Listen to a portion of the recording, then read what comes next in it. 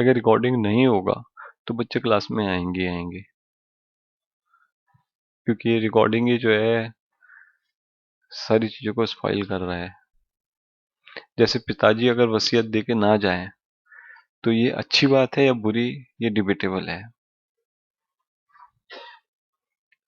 अगर ना जाए तो आदमी अपने पैरों पे खड़ा होगा और सीखेगा, और देखे जा रहे हैं तो बच्चे के लिए कुछ है। तो इसी तरीके से वसीयत ही है ये, बस मेरी, और कुछ नहीं है। Sometime there is a phrase in English, blessing in disguise. I don't know whether you have heard this phrase or not. जैसे क्या हुआ, ट्रेन मिस हो गई और आदमी ने कहा this is a blessing in disguise, क्योंकि ट्रेन का एक्सीडेंट हो गया। मेरी ट्रेन मिस होना मतलब it was a blessing in disguise. इसी तरीके से कभी कभी यह होता है कि खराब कॉलेज मिल जाता है, वो ब्लेसिंग इन डिस्गाइज हो जाती है।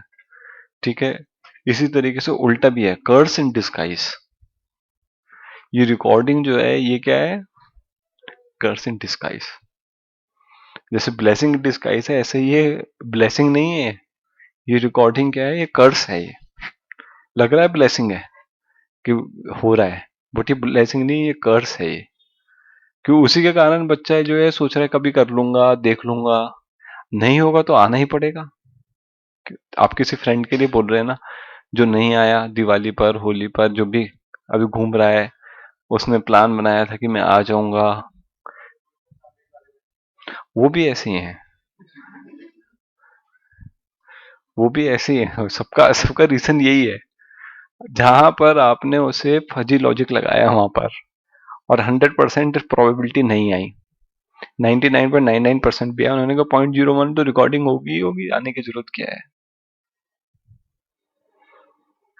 तो ये मेंटेलिटी आ जाती है ना। मेंटेलिटी कैसे आ रही है, ये मेंटेलिटी रिकॉर्डिंग के कारण आ रही है। जिस टाइम रिकॉर्डिंग नहीं होगी, आप सोच के देखिए, आप जैसे जैसे रिवोल्यूशनरी आइडिया को सोचिए कि रिकॉर्डिंग नहीं हो रही, फिर बच्चा आएगा नहीं आएगा।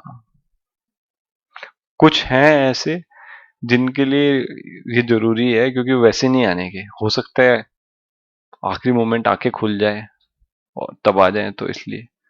बट ज्यादातर लोगों को कहिए कि रिकॉर्डिंग नहीं हुई, अपने फ्रेंड को कहिए रिकॉर्डिंग नहीं हो रही है, तो अपने आप ही आ जाएगा, मैं गारंटी से बता रहा हूँ आपको नेक्स्ट टाइम।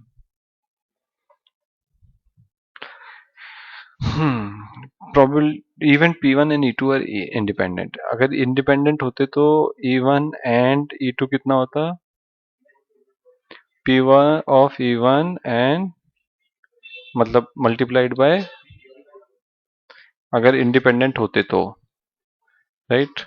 ये नहीं ट्रू, ये भी नहीं ट्रू, फिर आर नॉट इंडिपेंडेंट, जो कि ट्रू आ रहा है। और probability of E1 given E2 क्या होता है, E1 and E2 upon E2।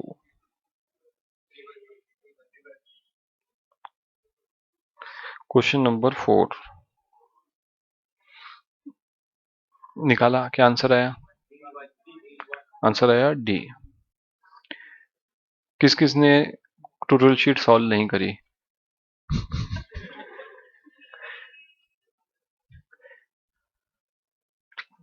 Question number 5, 7 distinct car accident occurred in a week. What is the probability that they all occurred on the same day?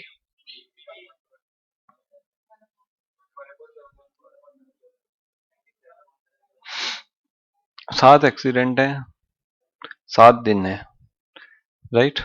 पहले accident के लिए 7 दिन, दूसरे accident के लिए 7 दिन, total number of veg accident हो सकते थे 7 raised to the power 7। और हुए कैसे, या तो मंडे को 7 हो सकते थे, राइट। तो हमारे पास 7 वेज हो गए, मंडे को 7 7 हो सकते थे, या ट्यूसडे को 7 के साथ हो सकते, 7/7 यानी आंसर आया B. 4 coins are tossed simultaneously, probability that at least one head and one tail turns up।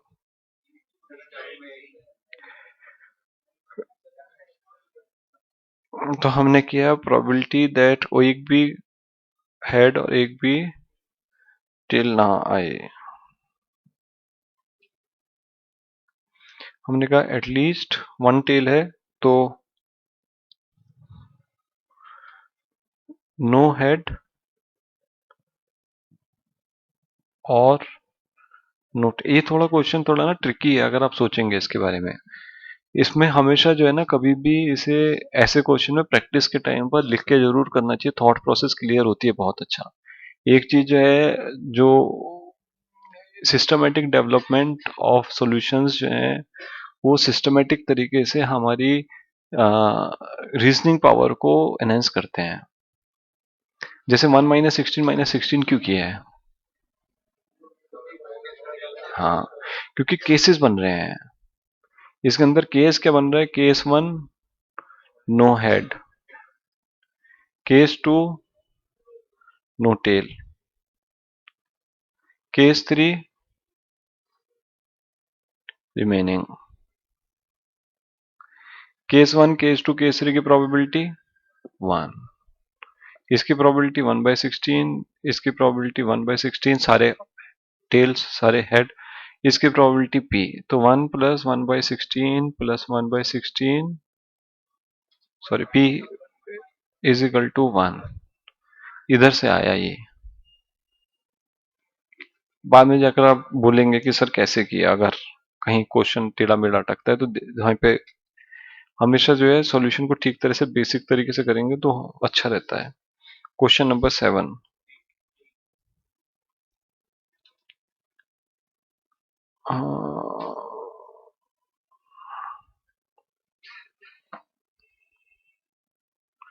हमने पहले एपीए और पीबी दिया हुआ है हमको। पीए यूनियन बी से हमने निकाला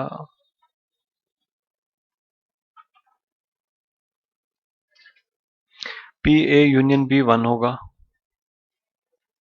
राइट, क्योंकि पी ए ही 1 है।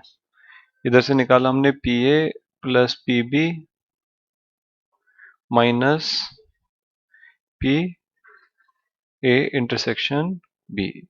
इधर से निकल गया हमारा P A intersection B = P B. अब हम इससे निकाल सकते हैं, यानी कितना था ये, P A intersection B half. इधर से हम निकाल सकते हैं पी ए गिवन बी कितना होता है, P A intersection B that is half upon P B = 1। P B given है हाफ अपॉन 1/2। तो आंसर क्या आया? डी।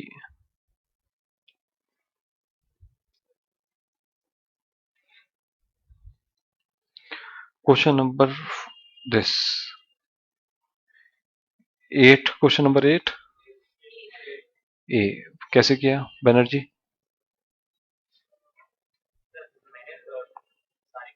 अरे नहीं, सारे कॉम्बिनेशन लिख लिख के किए हैं।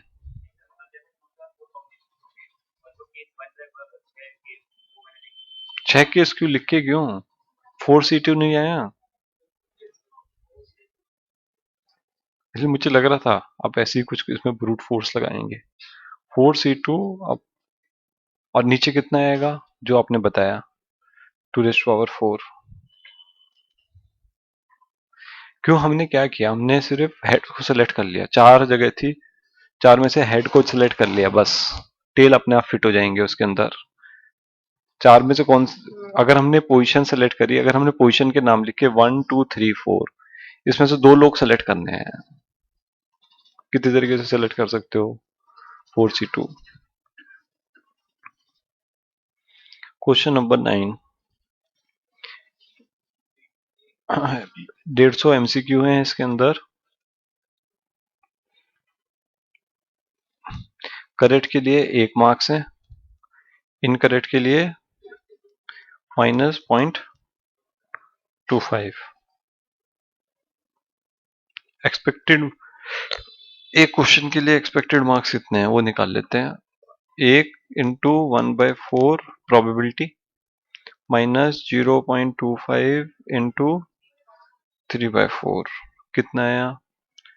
1/16 मार्क्स आ गया। अरे कुछ बढ़िया है, एक क्वेश्चन में कुछ मिल रहे हैं। एक्सपेक्टेड ऑफ 150 क्वेश्चन कितना है? 150/16, ये था 1 स्टूडेंट। और एक्सपेक्टेड 1000 स्टूडेंट कितना है? 150/16 इंटू 1000, कितना है आंसर? ठीक।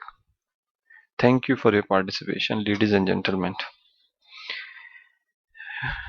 टू बाइनरी इससे अच्छा लगता है जब बच्चे बोलते हैं, कम से कम लगता है तो सो तो नहीं रहे। 2 n बिट। हाँ बताइए मैडम गोयल। 7 कैसे किया? 7th ऐसे किया जैसे यहाँ लिखा हुआ है।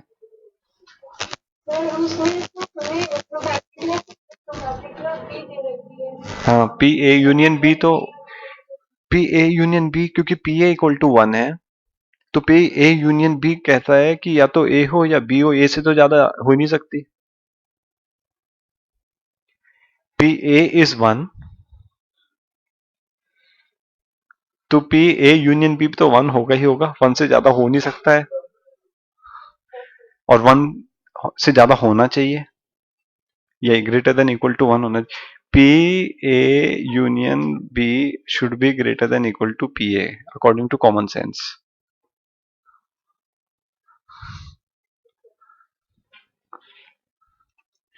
क्वेश्चन नंबर 10 देखो,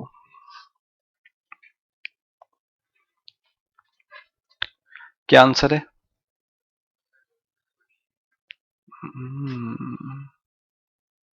थोड़ा बहुत मिसप्रिंट हो सकता है, आंसर तो आना चाहिए।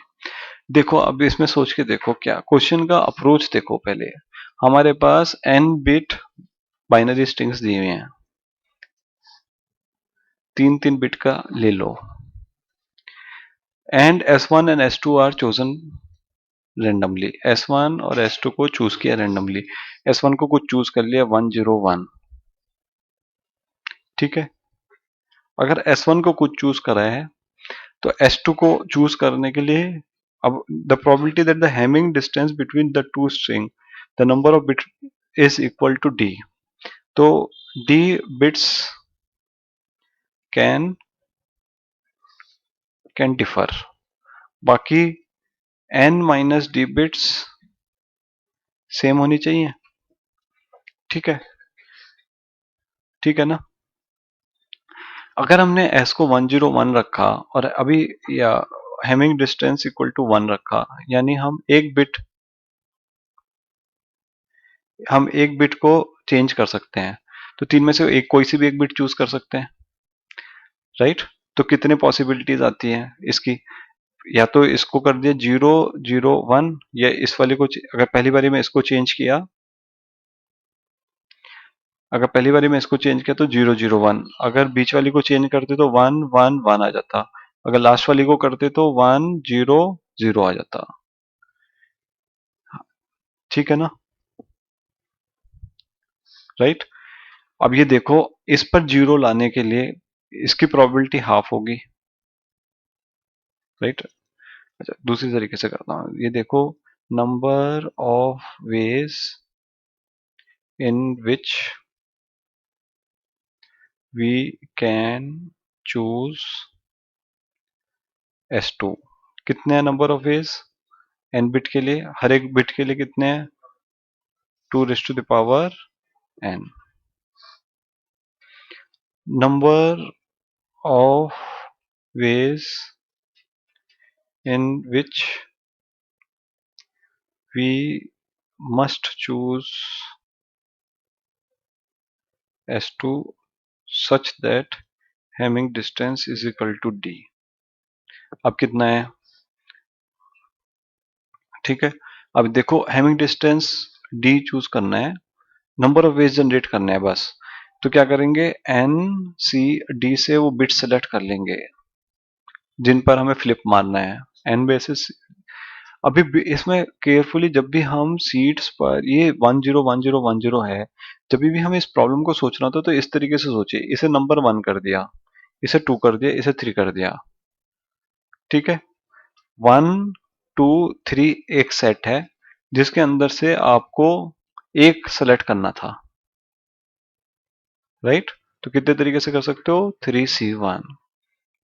जैसे मैं इसे पहली प्रॉब्लम में भी बता रहा था, आप सोच के देखो, इसलिए समझते आपको लगता है कि समझ में आ गया है, बट मैं कुछ बताता हूँ तो आपको लगता है कि कुछ आपको लग रहा है आ गया है, बट उस वो जो आ गया है अगर उसे एक्सटेंड करोगे तो बड़ी प्रॉब्लम भी सॉल्व हो जाएगी। जैसे इससे पहली प्रॉब्लम में फोर्थ एट्थ क्वेश्चन में मैंने आपको बताया था, एट्थ क्वेश्चन में था कि 4 कॉइन्स हमने टॉस किए, toss number 1, toss number 2, toss number 3, toss number 4।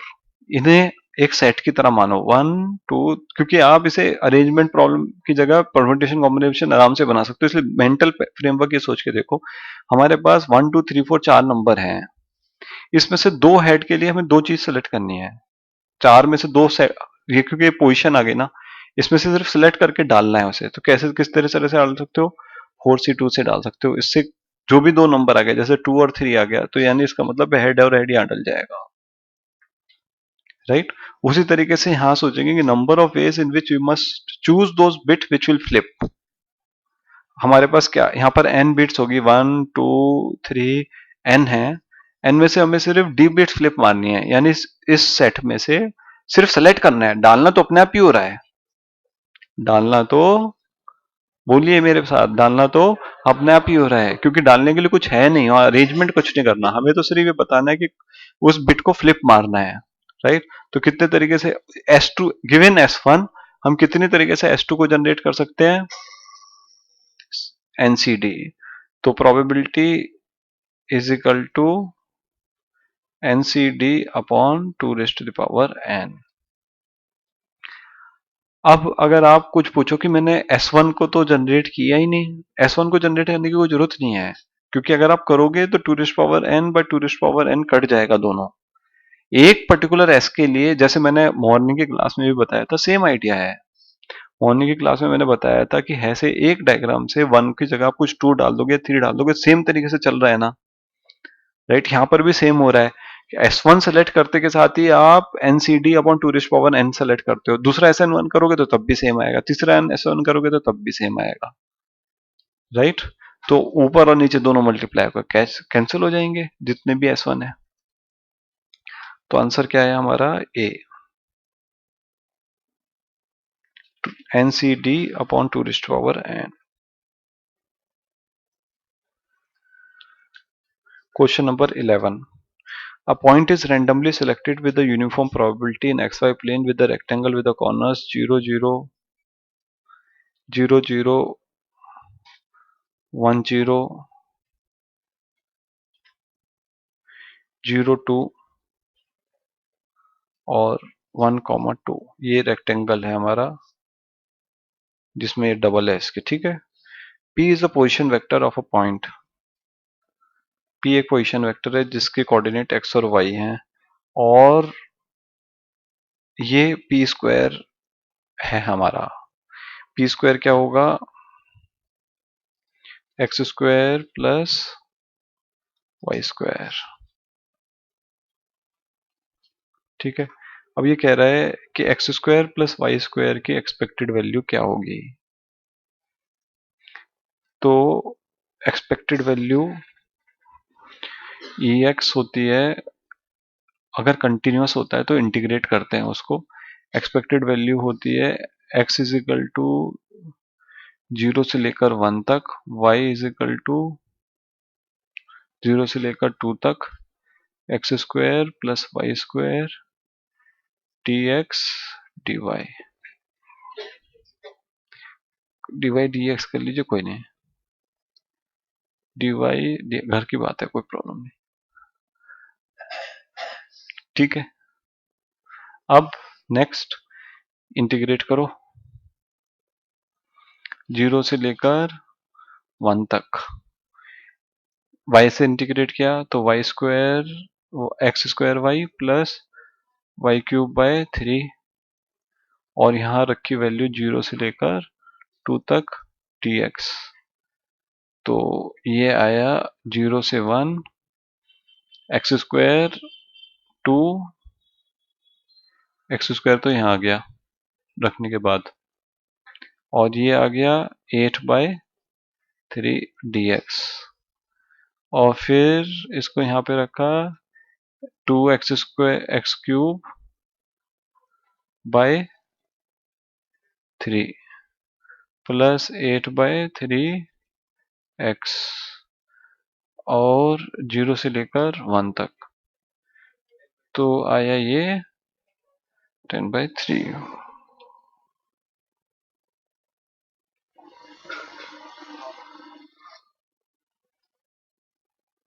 10/3 है, इसमें तो आंसर ही नहीं आ रहा है। 5/3 नहीं आया है।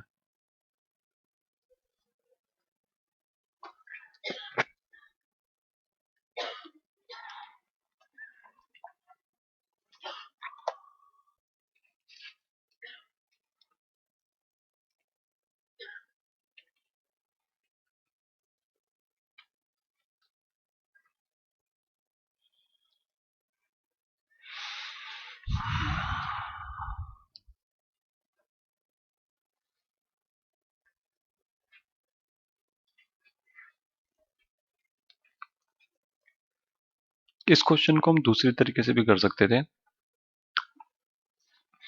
Expected value of p square is equal to expected value of x square plus y square is equal to expected value of x square plus expected value of y square, और double integral दोनों के बाहर चलेगा। अब दोनों से solve करके भी निकाल सकते हैं, जैसे ये निकाला double double x square d Y D x, double double y square d Y D x.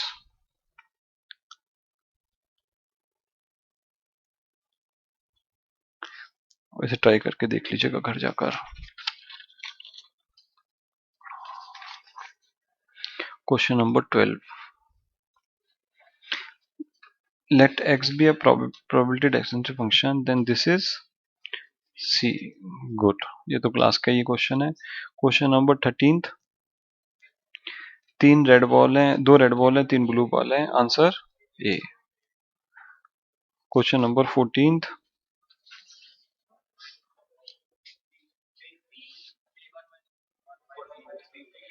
Answer is D. किसी को कोई प्रॉब्लम हो तो बताइए। 14, ठीक है। हमारे पास रैंडम स्ट्रिंग है ऑफ n कैरेक्टर्स, और probability that two such random, तो पहले हमने S1 सेलेक्ट कर ली, एक, राइट। जब भी दो स्ट्रिंग होती है तो एक को सेलेक्ट करके मान लो। अब सेकंड वाली एग्जैक्टली सेम नहीं होनी चाहिए, तो टोटल तरीके कितने थे कि S2 जनरेट हो सकती थी 2n, और कितने तरीके हैं कि एग्जैक्टली सेम होगी? 1/2n is a probability that S1 and S2 will be same, and 1 minus 1/2n is a probability that they are exactly not same। इसी पे भी होमवर्क क्यों नहीं दे दूं मैं? होमवर्क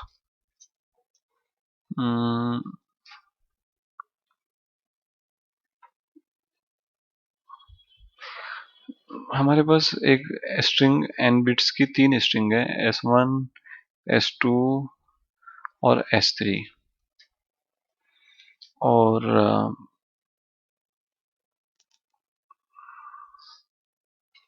क्यों होमवर्क क्यों आया? तो आप होमवर्क में कर भी नहीं पाएंगे, मेरे सामने ही करना पड़ेगा आपको, भी करिए।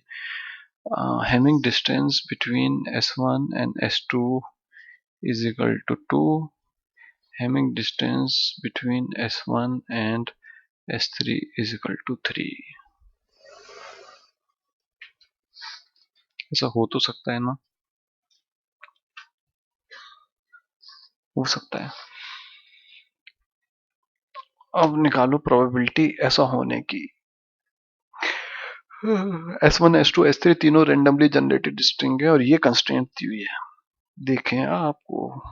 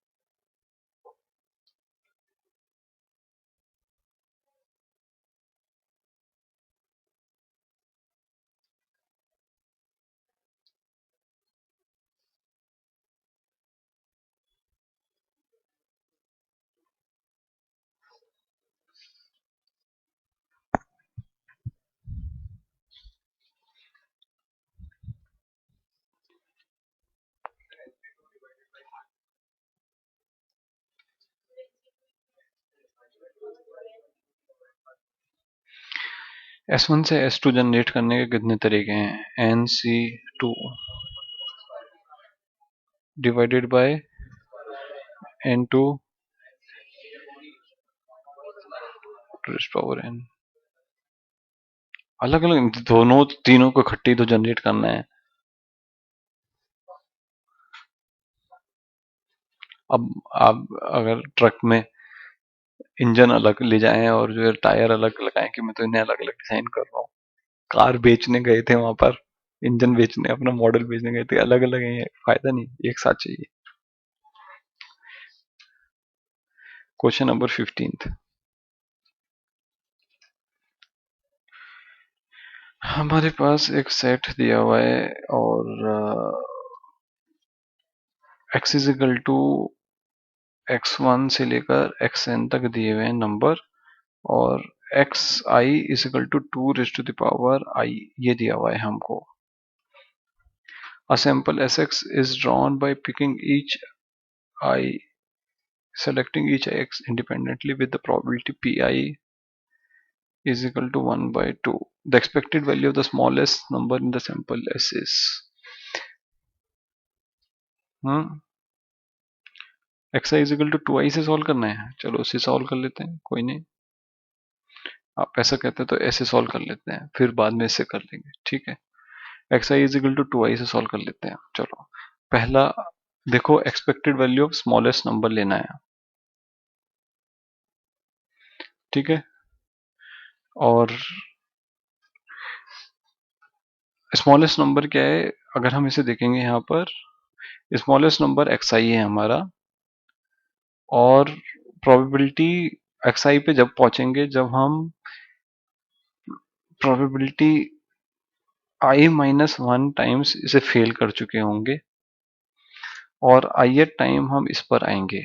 अगर आपको इस फॉर्मूले से डर लग रहा हो तो डरने की कोई बात नहीं है।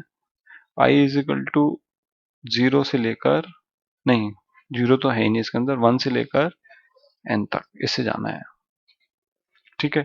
तो यानी अगर पहले वाला कब चूज करेंगे, जब पहले वाले को चूज करने की कितनी प्रोबेबिलिटी है, हाफ। तो पहले वाले के लिए क्या, हाफ इंटू एक्स आई कितना है, हाफ इंटू इंटू 2, ठीक है। दूसरा वाला कब चूज करेंगे, पहला वाला फेल होगा, दूसरा वाला सक्सेस होगा।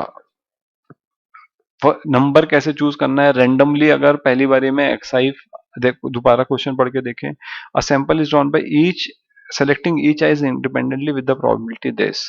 पहले पहले वाले एक्साई को पिक किया, अगर वो फेल हो गया तब हम नेक्स्ट वाले एक्साई पे जा रहे हैं, रेंडमली नहीं कर रहा है ये, राइट, रेंडमली नहीं कर रहा है ये। तो पहला वाला फेल हुआ, दूसरा वाला सक्सेस हुआ। उसके बाद क्या चूज किया, आई को 2 रखा, तो क्या चूज किया, सेकंड अटेम्प्ट है ना हमारा, मतलब दूसरा नंबर है ना, कितना आया है, 4। तीसरे वाले में half into half into half,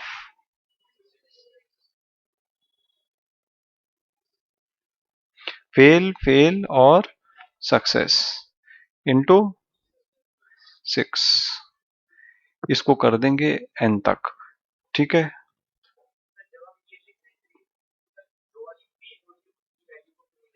उस कौन सी वाली फेल, हमें expected number of smallest number निकालना है, ना कि एक्सपेक्टेड नंबर ऑफ ट्राइस, हमें ये निकालना है। तभी मैंने इससे मल्टीप्लाई किया है, 1 2 3 से, आई से मल्टीप्लाई नहीं किया है। हमें निकालना है जिस चीज का एक्सपेक्टेड नंबर निकालना हो तो उससे मल्टीप्लाई करते हैं हमेशा। एक्सपेक्टेड प्राइस निकालनी हो तो प्राइस को प्रोबेबिलिटी से मल्टीप्लाई करना है, ताकि रुपीज में ही आंसर आए। अगर नंबर ऑफ आइटम्स को करना है तो नंबर ऑफ आइटम्स को प्रोबेबिलिटी से मल्टीप्लाई। एक आदमी जाता है मॉल के अंदर, 5 आइटम खरीदता है इतने प्राइस में, उसकी प्रोबेबिलिटी इतनी है। दूसरा आइटम जाता है इतने खरीदता है इतने, उसकी प्रोबेबिलिटी इतनी है। अगर हमें अगर आप ये मॉल वाली प्रॉब्लम को समझ के देखो कि एक साइड नंबर ऑफ आइटम्स हैं, एक साइड प्राइस है, एक साइड प्रोबेबिलिटी है। अगर ये वाली फिगर मानो और मैं पूछता हूँ कि एक्सपेक्टेड कितने नंबर ऑफ आइटम्स खरीद के आएगा, तो किस चीज को मल्टीप्लाई करूंगा, इसको और इसको मल्टीप्लाई करके समेशन लूंगा। एक्सपेक्टेड प्राइस पूछूंगा कि कितना खर्च किया उसने, तो क्या करूंगा, प्राइस को और प्रोबेबिलिटी को मल्टीप्लाई करूंगा। ठीक है, अब इसने पूछा कि नंबर एक्सपेक्टेड स्मॉलेस्ट नंबर क्या है, तो जो स्मॉलेस्ट नंबर सेलेक्ट हो रहा है एक्स, उसकी वैल्यू को डालूंगा ना। पहला नंबर क्या क्या है, नंबर 2 4 6, वैसे नंबर ये नहीं है बट इन्होंने चेंज क्वेश्चन गलत लिखा हुआ है। नंबर ये नहीं है, नंबर 2 में है, बट कोई फर्क नहीं पड़ता, हमें क्या है, हम निकालने में तो एक्सपर्ट हैं ही, निकाल देंगे। ये एपीजीपी सीरीज बन गई अब हमारे पास। ठीक है, इस एपीजीपी सीरीज को सॉल्व करने के लिए हम इसको बराबर एक्स रख देते हैं, और हम इस एक्स को किससे मल्टीप्लाई करें, हाफ से मल्टीप्लाई कर देते हैं, और इसको शिफ्ट कर करके लिख देते हैं, half half into 2 plus half half half into 4, और इन दोनों को सब्ट्रैक्ट कर देंगे, तो x/2 इसे लिखा 1, क्योंकि सिस्टमेटिक तरीके से करने में बहुत चीजें समझ में आती हैं। 1 - 2 लिखेंगे, फिर क्या आएगा, half into 2 plus 1/2 into 1/2 into 2 plus 1/2 into 1/2 plus 1/2 into 2। और ये कितने टर्म्स है, इसमें लास्ट टर्म इसके इसमें सब्ट्रैक्ट होके नहीं आ रहा है, उसे ध्यान से देखना पड़ेगा, बट वो बहुत छोटा टर्म है, इसलिए चिंता करने की बात भी नहीं है। छोटा टर्म है ना, उसे छोड़ भी सकते हैं, तो कोई प्रॉब्लम नहीं आने की।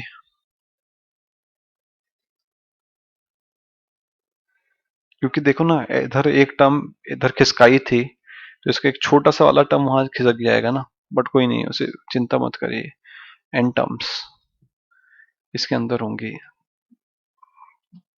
तो क्या बना, ये a प्लस ए आर अगर इसकी एन टर्म्स होती हैं जीपी में, तो कितना होता है सम, a into 1 - r⁻n 1 - r, a कितना है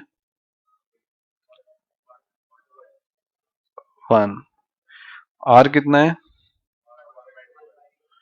1 - r कितना है, तो आया हमारा आंसर 2। अगर n लार्ज है तो आंसर 2 आ रहा है अप्रोक्सीमेटली। अब इस वाले को, इस केस में हमें क्या करना है, हम्म,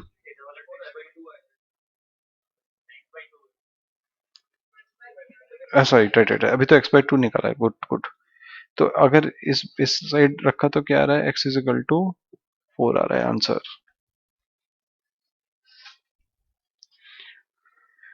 अगर ये वाले तरीके से सॉल्व किया, अब हम जो क्वेश्चन एक्चुअली में दिया था उसको सॉल्व कर लेते हैं। हमारे पास नंबर है 2⁻1 2⁻2 2⁻3 2⁻4 2⁻n, और ये सीरीज जो बन रही है एक्सपेक्टेड स्मॉलेस्ट नंबर की, वो क्या बन रही है, half into 2⁻1, half into 2, half into 2⁻3। ये सीरीज बन रही है एन टर्म्स की, तो 1 + 1 + 1, सॉरी एक हाफ और था यहाँ, एन टाइम्स, तो आंसर आया एन, इसका आंसर आ गया एन, एन मतलब डी।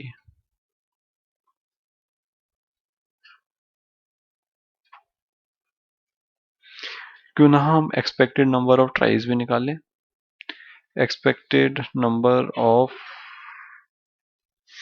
ऐसा करेंगे, इसमें ऐसे लिखते हैं, देखो इसे ऐसे लिखते हैं,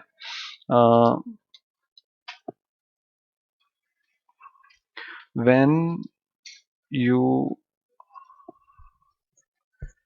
सेलेक्ट यू स्टॉप,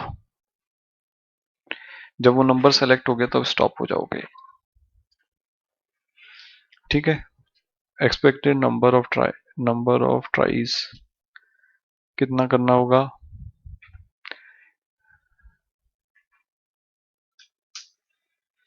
अगर एक बारी ट्राई किया तो सिर्फ हाफ, दो बारी ट्राई किया तो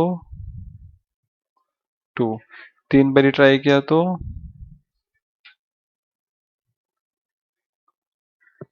ये वाली सीरीज आ गई। इस सीरीज का नाम एपीजीपी। एपीजीपी है कि नहीं? फिर से उसे सॉल्व कर लो, इसे घर जाकर होमवर्क की तरह। अब तो कोई कंफ्यूजन नहीं बचा एक्सपेक्टेड वैल्यू पे, या कंफ्यूजन बचा है और कुछ और, मतलब और कोई चीज है जिसपे कंफ्यूज हो सकते हो तो मैं करने के लिए तैयार हूँ। हम्म। आ, और इस क्वेश्चन में क्या बना सकते हैं हम? हाँ, मैं बनाता हूँ आपके लिए क्वेश्चन। लो, मेरा क्वेश्चन देखो अब। x is equal to two, x is equal to, नया क्वेश्चन, क्योंकि मैं बना सकता हूँ इसे, 2 1 2 2 2 3 2n, ठीक है। और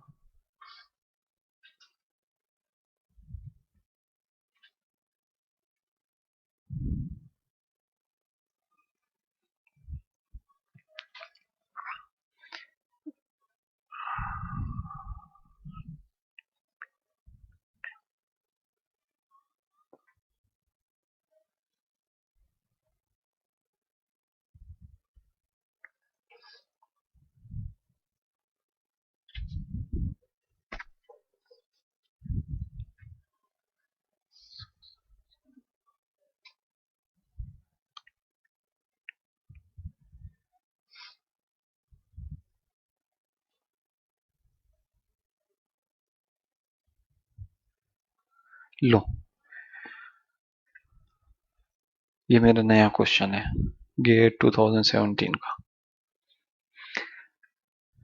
रैंडमली ट्राई आई, और उस पर टॉस किया, अगर हेड आ गया तो नंबर को सेलेक्ट कर लेंगे एंड स्टॉप, और नहीं आया तो ट्राई करते रहोगे।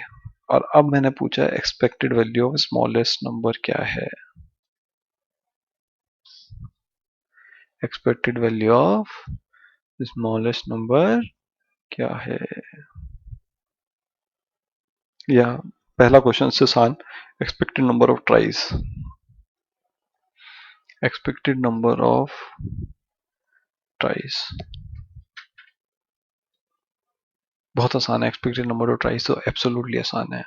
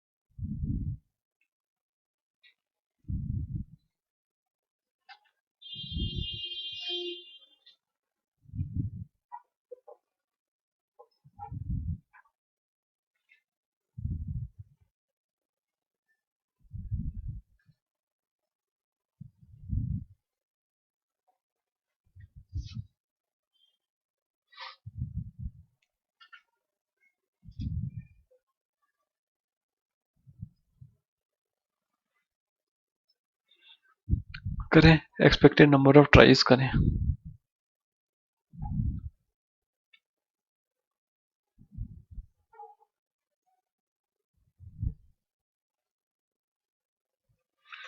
देखो, कुछ भी आई, कहीं पे भी किसी पे भी बुलाया, वहां पर हेड टॉस कर रहा है, तो सक्सेस होने की प्रोबेबिलिटी पहले अटेम्प्ट में हाफ है,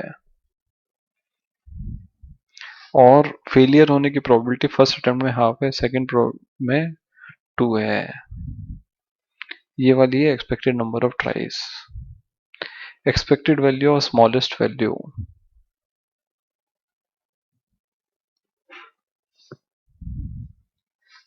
क्योंकि रेंडमली जनरेट कर रहे हैं नंबर।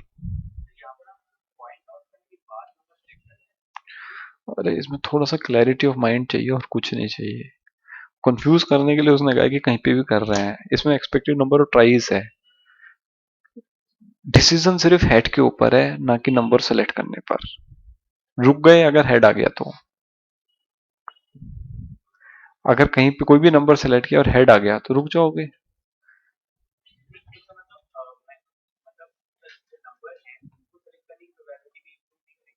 क्यों?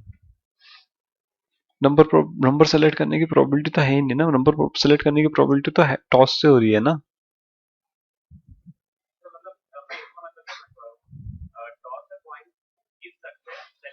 If head. कौन सा जिस भी जोन से भी आई है वो वाला आई, दोबारा से फिर रिपीट करोगे जो आई, फिर रेंडमली जनरेट करोगे आई को, फिर सेलेक्ट करोगे। ठीक है। स्मॉलेस्ट वैल्यू के लिए देखिए, स्मॉलेस्ट वैल्यू के लिए जो चीज है वो ये है 1/n। क्यों? क्योंकि सारे के सारे वैल्यूज इक्वली प्रोबेबल है। Into two raised power i, two raised power 1 plus 1/n into two raised power 2 plus 1/n into two raised power 3। बस सबकी सबकी सेम प्रोबेबिलिटी है, स्मॉलेस्ट वैल्यू की वैल्यू ही आएगी। किसने ने निकाल लिया? ठीक। ठीक है चलो। नहीं है समझ में बनर्जी? टोपी उतार दिए, दिमाग ठंडा हो जाएगा। ये टोपी लगा के दिमाग गर्म कर रखा है। टोपी लगा के एग्जाम बिल्कुल मत दीजिएगा, दिमाग को ठंडा रहने दीजिए। दिमाग, क्वेश्चन ये कह रहा है कि हमारे पास एन वैल्यूज हैं, कुछ भी एन हो क्या फर्क पड़ रहा है, हम जब भी स्टॉप करेंगे जब हेड आ जाएगा। ठीक है। तो पहली बारी में एक्सपेक्टेड नंबर ऑफ ट्राइज में क्या है, एक बारी हेड टॉस किया, आप इसे ऐसे देखो, हेड टॉस किया, कुछ काम किया, बट रुकेंगे जब भी जब हेड आ जाए, मतलब कॉइन टॉस किया, जब रुकेंगे जब भी हेड आ जाएगा, तो कितने टाइम्स कॉइन टॉस करना पड़ेगा, एक्सपेक्टेड नंबर ऑफ ट्राइज। और स्मॉलेस्ट वैल्यू निकालने के लिए हमें देखना है कि हर एक एलिमेंट की प्रोबेबिलिटी क्या है, क्योंकि रैंडमली जनरेट कर रहे हैं, राइट। रैंडमली जनरेट करने के कारण पहले वाले की प्रोबेबिलिटी क्या है कि पहला वाला पिक होगा 1/n, दूसरे वाले की क्या प्रोबेबिलिटी है 1/n, तीसरे वाले की प्रोबेबिलिटी क्या है 1/n, नेक्स्ट वाले की प्रोबेबिलिटी क्या है 1/n, क्योंकि सारे टाइम रेंडमली जनरेट कर रहे हो तो रेंडम ही आएगा। सिक्वेंशियली करते तो पहले वाला मिस होता तो दूसरे वाले पे जाते, दूसरा मिस होता तो तीसरे वाले पे जाते। ये बात आप क्लास के नोट्स देखेंगे तो वहां पे आपको पता चल जाएगी कि रैंडम था, शॉर्ट सर्किट नहीं होगा अगर आपका। तो आप देख सकते हो कि क्लास के अंदर डिफरेंट केस पढ़ाया था जिसके अंदर ये क्वेश्चन आ रहा था। Question number 16th।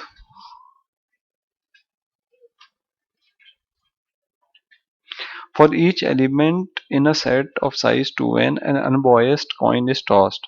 The 2n sizes are independent. An element is chosen if the corresponding अरे ये तो बिल्कुल सेम ही आ गया क्वेश्चन। मैं तो पता ही नहीं था गेट 2006 में मेरा क्वेश्चन दे देंगे पहले से। हमारे पास 2n एलिमेंट्स हैं। An element is chosen if the corresponding coin toss were had. The probability that exactly n elements are chosen are, पहले वाले के लिए हमारे पास दो है, chosen नॉट चोजन।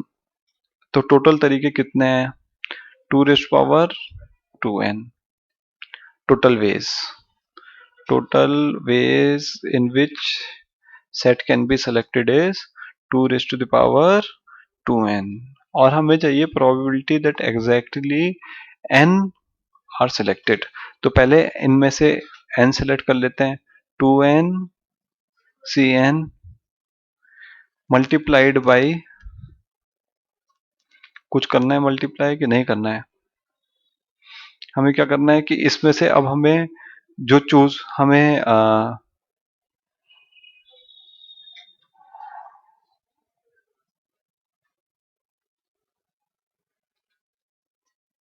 बस हमें मल्टीप्लाई क्या करना, हमने तो निकाल लिया ना ये तो। बस हमें सेलेक्ट करना है कि कौन से इसमें से डालने हैं। 2n से जो एलिमेंट हमें सेलेक्ट करने हैं वो हमने डाल लिए, तो आंसर आया 2n upon 2n,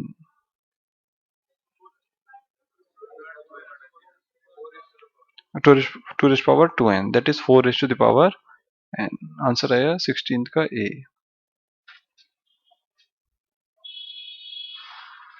question number 17।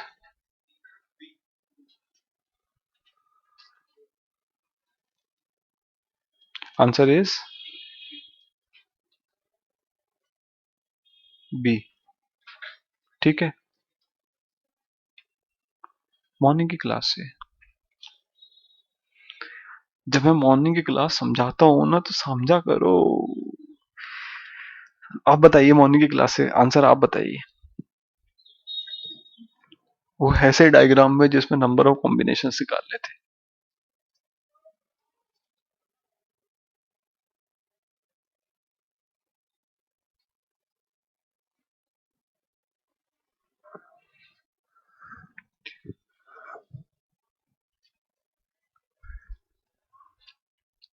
शीतल गर्ग, क्या लॉजिक है?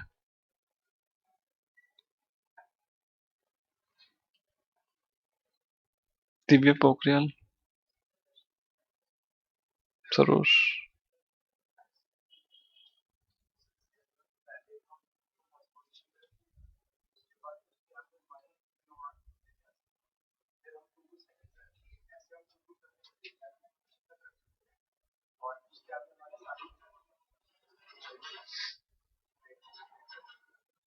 तो भैया सारे बाल उड़ जाएंगे मेरे, तब तक मैं निकालूंगा इसका आंसर। ले आए थे 1/10। ऋषभ नहीं निकाला, किसने निकाला आंसर 1/10? कैसे निकाला प्रदीप?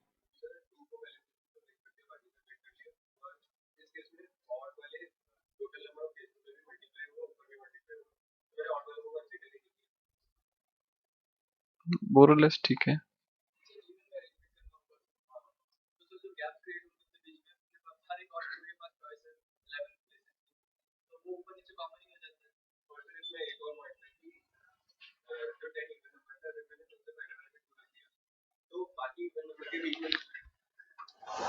हम्म,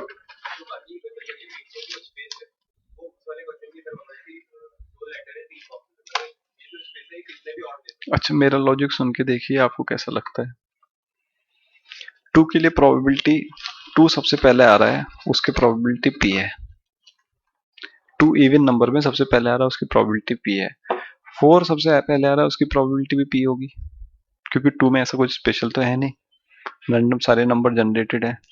जैसे अगर आप पूछो 1 2 3 के सारे परमुटेशन जनरेट करोगे, कितने में 1 आगे आ रहा है सबसे? 1/3। अगर ये टोटल नंबर x हैं और आप पूछो कि 1 फर्स्ट पोजीशन में कितने में आ रहा है? 1/3। ठीक है, 6 की प्रोबेबिलिटी कितनी होगी? p। 20 की प्रोबेबिलिटी कितनी होगी? p। ऐसे 10 नंबर है ना, ऐसे 10 नंबर हो गए ना। 10p इज इक्वल टू 1, यानी p is equal to 1/10। Morning में भी तो ये समझाया था मैंने आपको। 2 रखो, उसके बाद सारे पीछे आने हैं। 2 की जगह 4 रखोगे, उसके भी सारे पीछे आने हैं, उन सबकी प्रोबेबिलिटी p होगी। 6 रखोगे पहले, उन सबकी प्रोबेबिलिटी भी p होगी। 8 रखोगे, उन सबकी भी प्रोबेबिलिटी p होगी। राइट? ऐसे 2 के लिए तो कुछ स्पेशल नहीं है ना, सारे के सारे परमुटेशन आ रहे हैं ना।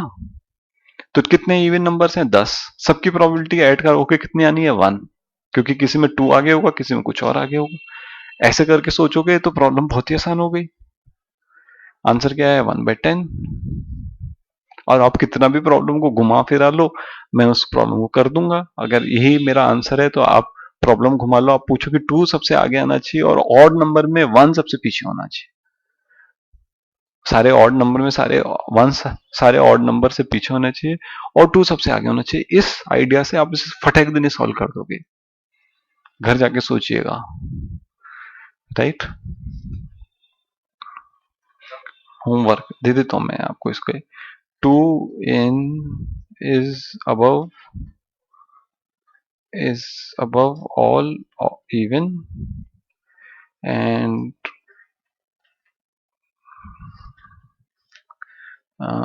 1 is behind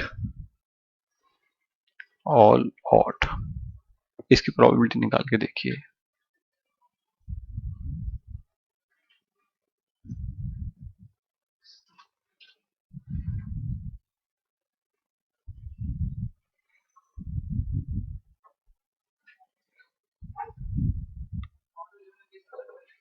कुछ नहीं, सोच अपने घर जाके सोचिए, इतनी जल्दी नहीं। वही सोचिए जो मैंने जैसे मैंने सोचवाना शुरू किया वैसे सोचेंगे तो आपको फटाक देनी आंसर मिल जाएगा। राइट, अब ये मत सोचना कि 1 बीच में आ जाएगा तो आप पीछे क्या आएगा, आप सिर्फ एक केस सोचना, वो वाला केस उसमें काउंट होगा। जैसे आप 1 2 3 के जनरेट करोगे तो आपका क्वेश्चन बेसिकली ये है, लेट्स से आपने 1 2 3 4 लिया, 4 नंबर लिए, आपका केस ये है कि 1 2 इज अबव ऑल इवन। ठीक है, तो यानी नंबर ऐसे हो सकता है 2 3 4 1, नंबर ऐसे हो सकता है 2 4 3 1, ऐसे काउंट करना है ना आपको बस। या नंबर हो सकता है 2 1, नहीं 2, बस यही मेरे ख्याल से यही जनरेट हो रहे हैं शायद। 2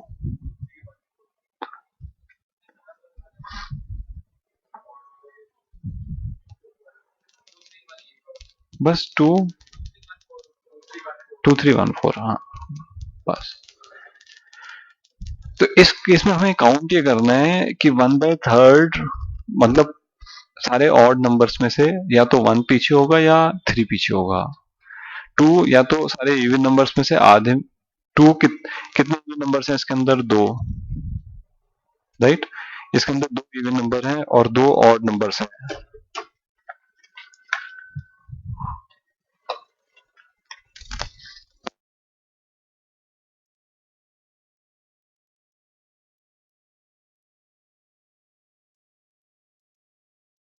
घर जाके सोच के देखिएगा, इस प्रॉब्लम से आपको क्लियर आ जाएगा कि कितने हैं टोटल हमारे पास 4 फैक्टोरियल में से कितने आए हैं ऐसे।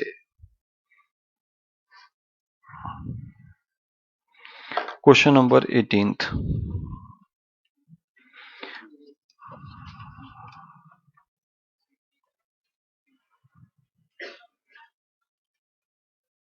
Answer is C. फिगर बन जाएगी, फिगर ऐसे बनेगी, बहुत जरूरी है फिगर ठीक तरीके से बनाना। ऐश्वर्या ने सीएस पढ़ी मंडे को, वेनसडे का निकालना है, तो अगर सीएस पढ़ती है पहले दिन तो मैथमेटिक्स पढ़ने की प्रोबेबिलिटी कितनी है, 0.6, ये ट्यूसडे की बात चल रही है, ठीक है। और कंप्यूटर साइंस पढ़ने की प्रोबेबिलिटी कितनी है, 0.4। फिर मैथ्स पढ़कर कंप्यूटर साइंस पढ़ने की प्रोबेबिलिटी क्या है, देखिए 0.4, और मैथ्स पढ़ने की प्रोबेबिलिटी कितनी है, 0.6। सीएस पढ़कर मैथ्स पढ़ने की प्रोबेबिलिटी और सीएस पढ़ने की प्रोबेबिलिटी है 0.4। अब हमें पता लगाना है कि what the she studies computer science on Wednesday, यानी ये वाला पाथ और ये वाले पाथ को हमें जोड़ना है। तो आया 0.6 into 0.4 plus 0.4 into 0.4। Question number 19th, क्या है आंसर,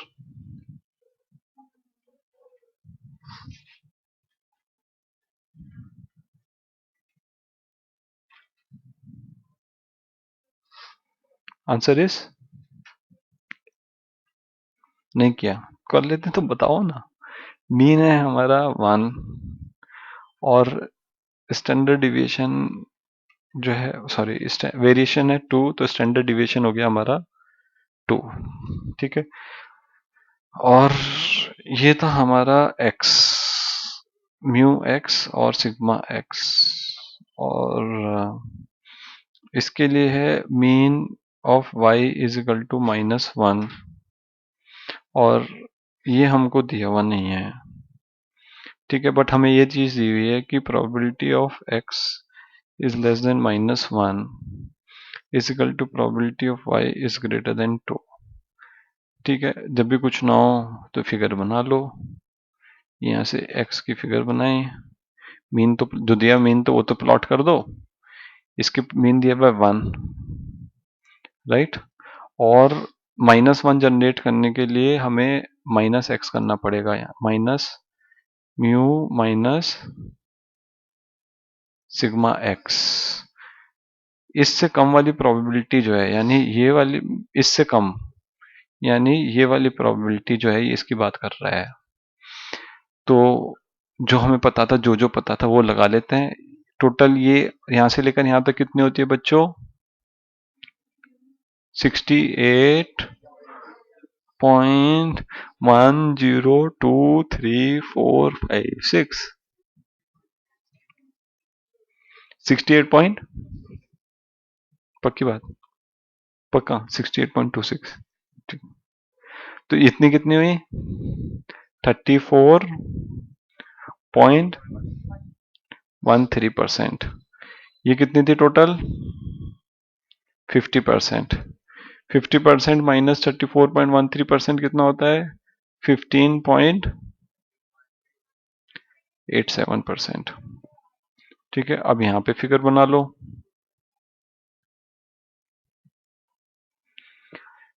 सिग्मा एक्स 2 और सॉरी म्यू बाय -1, राइट, और y greater than equal to 2, यानी हमें चाहिए कुछ ये वाली प्रोबेबिलिटी। तो ये कितना होना चाहिए?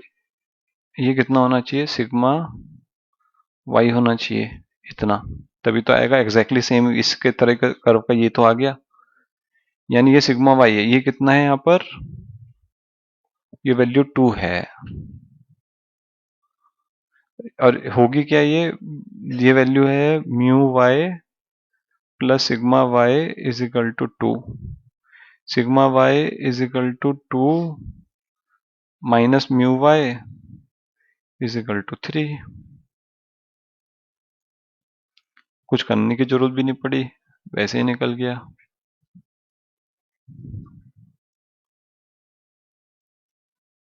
जो चीज दी हुई होती है उसको लगाने की कोशिश करते हैं, जो चीज नहीं दी होती है उसको चिंता नहीं करते।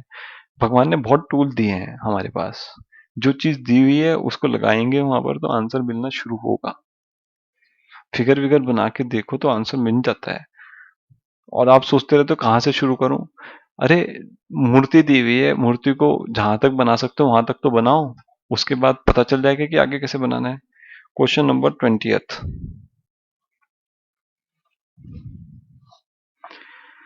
हमारे पास अनबैलेंस्ड का the face of odd value is 9। x1 plus x3 plus x5 कितना है?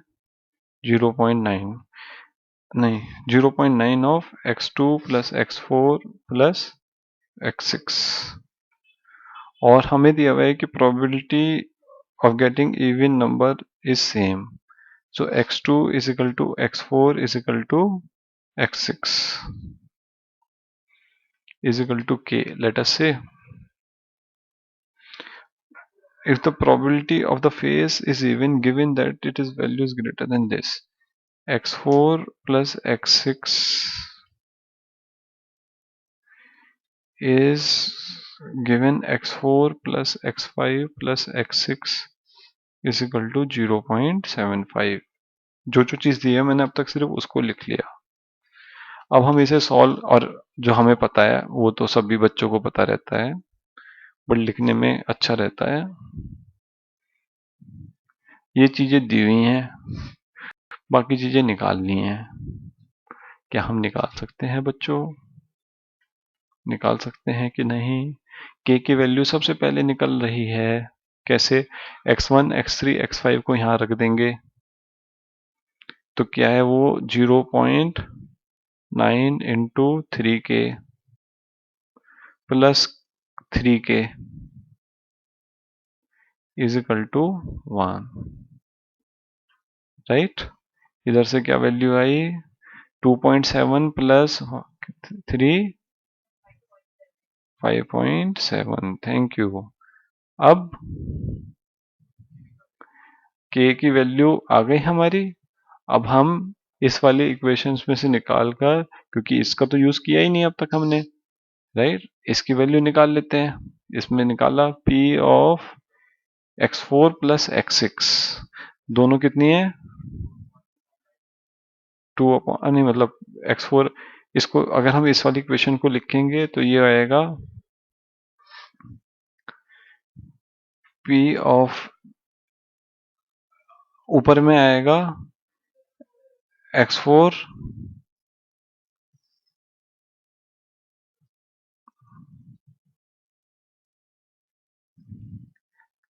s6 upon p of x4 plus x5 x6। इसका मतलब क्या है, मतलब के हिसाब से देखना पड़ेगा ना। ये कह रहा है कि x4 या x5 हो, और इसका एंड लिया किसके साथ, x4 हो या x5 हो या x6 हो। जब एंड लेंगे तो ये कह रहा है x5 तो उड़ जाएगा ना वहां से, तो बचेगा x4 upon x6। p of x4 plus x6 कितना है, दोनों इंडिपेंडेंट इवेंट हैं, राइट, तो कितना आया 2 अपॉन 5.7, और ये नीचे वाला कितना आ रहा है 2 upon 5.7 plus x5 is equal to 0.75। इधर से हम xy की वैल्यू निकल जाएगी। क्या निकालना है हमें, हमें actually x4 plus x5 plus x यही चाहिए, हमें यही चाहिए था, तो इसको डायरेक्टली इतना ही निकाल लेते हैं। बाकी क्या करना है, इसको ऊपर ले जाएंगे, इसको नीचे ले आएंगे। x4 plus x5 plus s6 is equal to 2 upon 5.7 into 0.75। तो आंसर क्या है बच्चों, बी। कुछ बच्चों को ऐसे इतने 2-4 स्टेप करने के बाद लगता है कि मेरा तो आंसर गलत ही आएगा, क्योंकि इतना लंबा क्वेश्चन तो मैं ठीक करता ही नहीं हूँ। तो इसलिए इस क्वेश्चन को दोबारा अपने आप अटेम्प्ट करेंगे, कुछ पूरा रखकर, और आंसर निकालेंगे खुद। जहां पर भी हमारे न्यूमेरिकल क्वेश्चंस हैं वहां पर राइट आंसर निकालने की खुद प्रैक्टिस करनी चाहिए, ताकि कॉन्फिडेंस बिल्ड हो सके। Question number 21,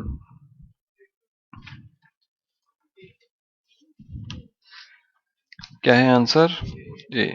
question number 22, answer क्या है, बताया तो था क्लास में। अच्छा, 10⁻99 is a multiple,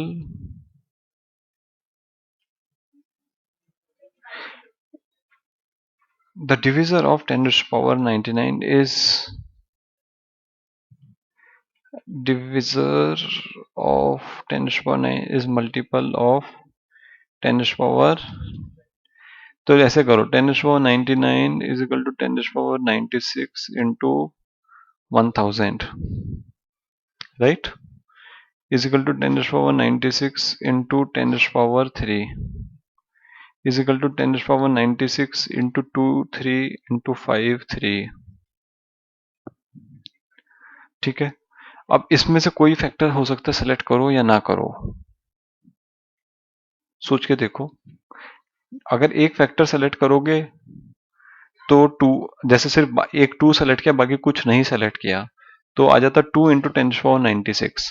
तो इसमें 2 के लिए कितने हैं 3 प्लस 1, इसके लिए कितने हैं 3 प्लस 1, और -1 करने की जरूरत इसलिए नहीं है क्योंकि इसके अंदर जितने भी फैक्टर्स आ रहे हैं, इसके जितने फैक्टर्स हैं हमारे, वो सारे चाहिए, क्योंकि इंक्लूडिंग जब ये फैक्टर सारे के सारे हो जाएंगे तो 1 आएगा। 10⁻96 भी एक फैक्टर है अपना इसका, 10⁻99 का, तो उसका एज इट इज छोड़ देंगे हम। ठीक है, तो हमारे पास कितने फैक्टर्स आए, 16 फैक्टर्स आए। और 10⁻99 के कितने फैक्टर्स बनते हैं, 10⁻99 के बनते हैं 2⁻99 इंटू 5⁻99, यानी 100 इंटू 100 फैक्टर्स बनते हैं, इसमें सारे इंक्लूडेड हैं, 1 सब कुछ। तो 16 डिवाइडेड बाय 100 इंटू 100 यानी 4 और 25 यानी 1 और 25 यानी 1/625। प्रोबेबिलिटी खत्म, परमुटेशन शुरू।